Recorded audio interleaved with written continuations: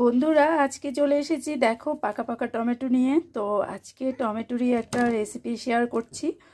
তো কি করছি চলো দেখাই তোমাদেরকে। এখানে আমি নিয়ে নিয়েছি টমেটো 5টা। আর এখানে দেখো মাছ আছে, একদম ফ্রেশ টাটকা একটা মাছ আজকে বাজার থেকে আনা হয়েছে। এটা হলো কাতলা মাছ। তো এই মাছটা থেকে কিছুটা মাছ দিয়েই আজকে টমেটো রেসিপিটা করব। তো চলো এখান থেকে কিছু মাছের পিস নিয়ে নিচ্ছি। তো এই যে দেখো এখানে 6 পিস মাছ নিয়ে নিয়েছি। তো চলো মাছে এখন নুন হলুদ মাখিয়ে নিচ্ছি। তো মাছে দেখো এখন নুন আর হলুদ দিয়ে নিয়েছি। এবার এটাকে ভালো করে একটু মাখিয়ে নেব। আর একদম ফ্রেশ টাটকা মাছটা আনা হয়েছে আজকে, তার জন্য আমি ভাবলাম আজকে টমেটো দিয়ে আর সাথে দেব হলো বন্ধুরা একটু আলু, টমেটোর সাথে একটু আলু দিয়ে পাতলা করে এই মাছটার ঝোল করব। তো চলো এখানে এবার মাছগুলো আমি ভেজে নেব। এপাশে দেখো কড়াইতে তেল বসিয়ে দিয়েছি। এবার মাছের পিসগুলো দিয়ে নিচ্ছি।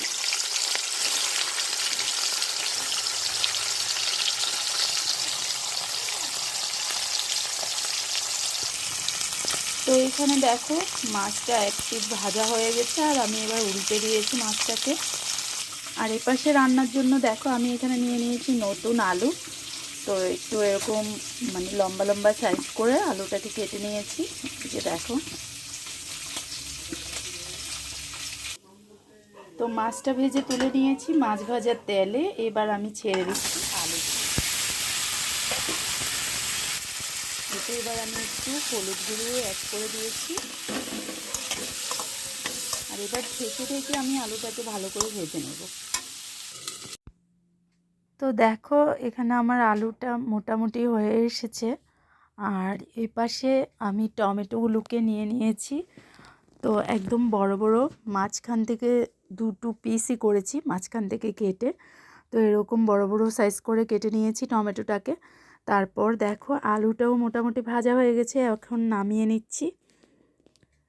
তো এখানে দেখো বন্ধুরা আমি আলুগুলো নামিয়ে নিয়েছি। আর এবার আমি কড়াইতে আর একটু তেল দিয়ে দিলাম। তারপর এবার আমি দিয়ে দিচ্ছি টমেটোগুলো। তো টমেটোগুলো এভাবে করেই দিচ্ছি দেখো।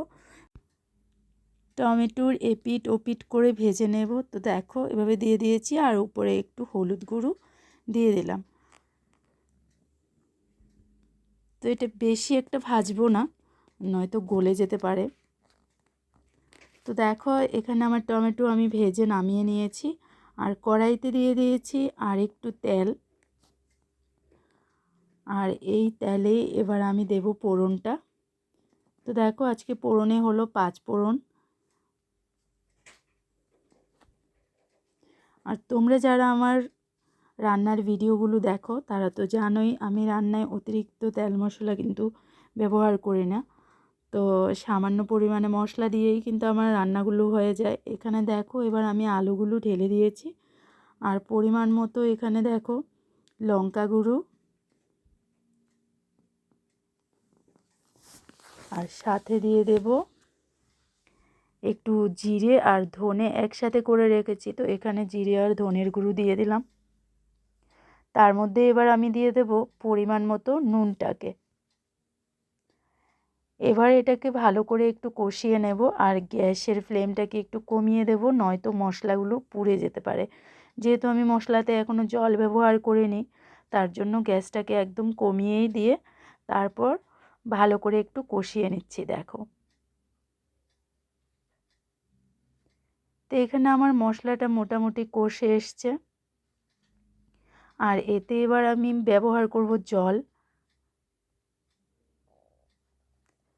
তো দেখো আমি এতে পরিমাণ মতো জল দিয়ে মানে ঝোলটা অ্যাড করে নিচ্ছি। তো বন্ধুরা ঝোলটা হালকা একটু ফুটে উঠেছে। এরপর আমি এর মধ্যে দিয়ে দিচ্ছি টমেটোগুলো। টমেটোগুলো দিয়ে ভালো করে ঝোলের সাথে একটু মিশিয়ে দেব। এবার ঝোলটাকে ভালো করে টকবগিয়ে ফুটে উঠতে দেব।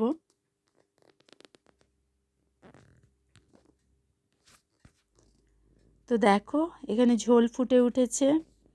আর আমি এতে এবার আমার তো দেখো বন্ধুরা, ঝোলটা ফুটে উঠেছে আর এতে এবার আমি মাছগুলো অ্যাড করে দেব।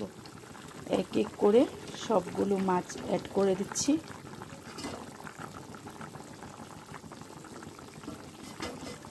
আর হলো গিয়ে ধনে পাতা কেটে দেব। তো আমার রেসিপি মোটামুটি হয়ে গেছে দেখো। এখন দেব ধনে পাতা। তো দেখো এবার ধনে পাতাটা ছড়িয়ে দিচ্ছি।